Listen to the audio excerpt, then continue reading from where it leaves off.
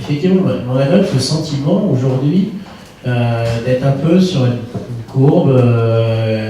On a franchi des pas, on a l'impression que c'était compliqué, que c'était dur, etc. On est tous contents, on s'aime bien. On voit ça tous les ans à l'université d'été ou dans d'autres endroits.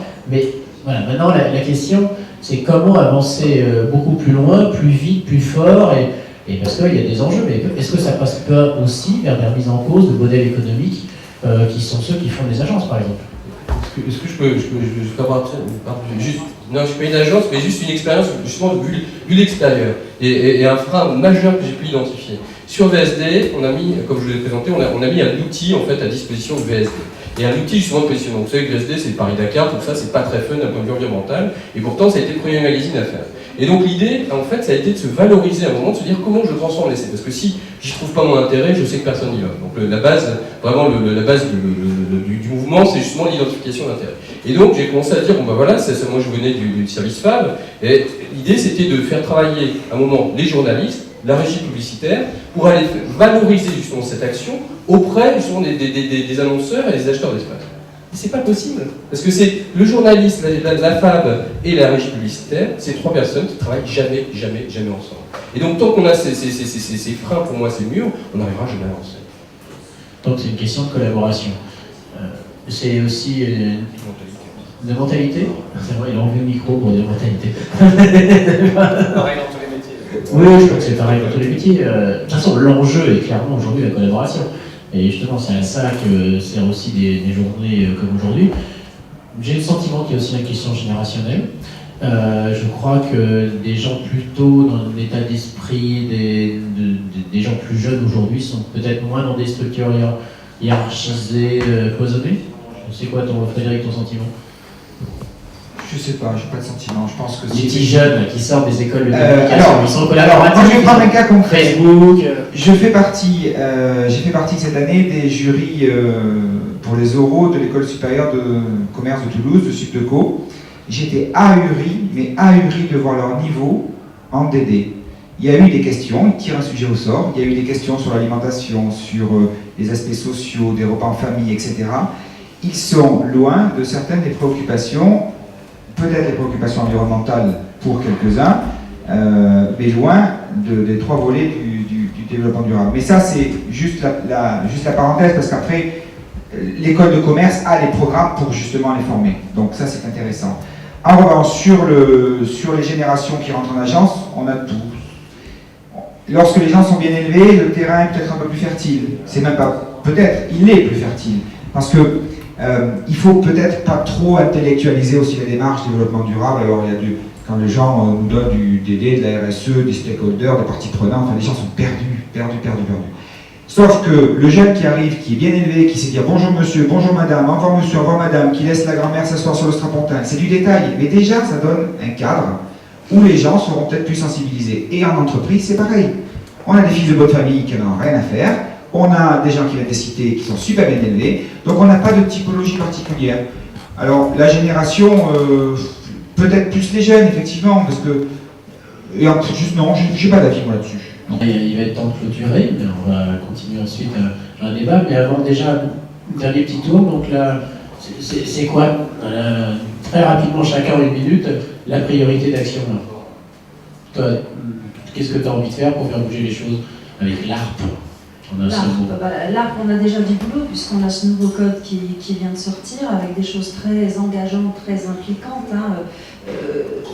notamment sur la prise en compte de tous les stades du cycle de vie quand on communique. Je lisais récemment une stratégie dossier sur la communication corporate verte, et un grand patron qui disait quand on communique, on ne prend pas en compte la production des produits. C'est un peu dommage, ce genre de choses. Donc on a quand même du boulot sur la planche, et je crois que pour nous, à l'ARP, la priorité, c'est de faire la pédagogie autour de ce texte et faire en sorte qu'il soit bien appliqué. c'est déjà beaucoup. C'est déjà beaucoup.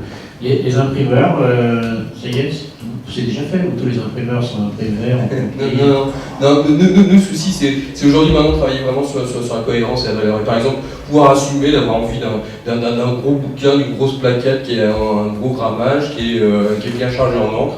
Mais le but du jeu, c'est de dire, bah ouais, là je l'assume, sur ce côté j'ai envie de me faire plaisir, je l'assume, je connais mes impacts, mais ce coup-ci, là je le fais. Et c'est vraiment l'idée, c'est d'être cohérent avec ces choses. Garder un peu de plaisir. Benoît, toujours la priorité d'action, mais en toi déjà, tu fais la synthèse entre la CC, le synthèse et l'analyse, mais c'est quoi la prochaine action qui va nous permettre d'avancer là? Au public système, c'est de continuer à accompagner le changement, à essayer d'inventer l'agence de demain. Et donc, dans ce cheminement, on travaille toujours et de plus en plus avec les autres syndicats, avec donc les 3 syndicats, parce qu'on a la particularité d'être sur 3 métiers, donc on est dans 3 syndicats. Et il y a beaucoup de chantiers en cours dont on a parlé tout à l'heure. Et Frédéric, notre professeur, avec un accent très original, ensoleillé. Une synthèse de tout le monde, sachant que pour tout ce qui va toucher aux produits papier, on connaît les enjeux, notamment sur le volet environnemental, où on sait que beaucoup d'imprimeurs, et c'est peut-être pas Benoît qui dira le contraire, génèrent à peu près sur une plaquette 40% de déchets, voire un peu moins, mais il y en a certains qui sont quand même sur ces chiffres-là. Donc l'objectif pour nous en tant qu'agence, c'est d'accompagner aussi nos principaux fournisseurs et nos imprimeurs, et même par rapport avec le club de la communication, de les sensibiliser là-dessus, donc d'intégrer un réel cycle de vie du produit, donc de travailler sur des conceptions, c'est pas toujours facile. Et puis sur le volet social, j'ai tendance à dire, c'est pas facile, quoi. Voilà, c'est pas facile. Merci. En gros, sur un échelon de 1 à 10, on doit être à peu près entre 2 et 3. Quoi. Donc il y a encore du travail. Donc une démarche de progrès. Avant d'arriver à 10 où tout le monde sera sensibilisé. C'est l'amélioration On n'a continue. pas parlé de démarche sociétale, donc on parle beaucoup de social, mais il y a quand même le volet un peu plus large, solidaire, nord-sud. Et là, je trouve, si on veut parler de choses un peu qui bougent, ça bouge beaucoup. C'est-à-dire qu'il y a beaucoup d'agences qui ont développé, enrichi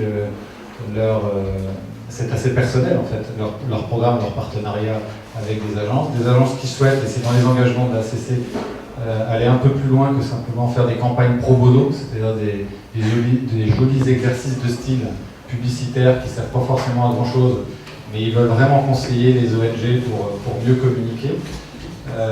Et puis nous au Public System, il y a 2-3 associations qu'on aide, et alors là les jeunes, ils donnent volontiers du temps pour, en plus de leur boulot, en mécénat de compétences, pour ces ONG. Ce week-end, il y avait les Solid Days, et il y avait à peu près 20-30 personnes, plus leurs amis, ça faisait 50 personnes de l'agence qui ont participé à l'organisation donc de cet événement, et c'est une initiative d'un individu dans l'agence, tout seul, qui a monté ce projet.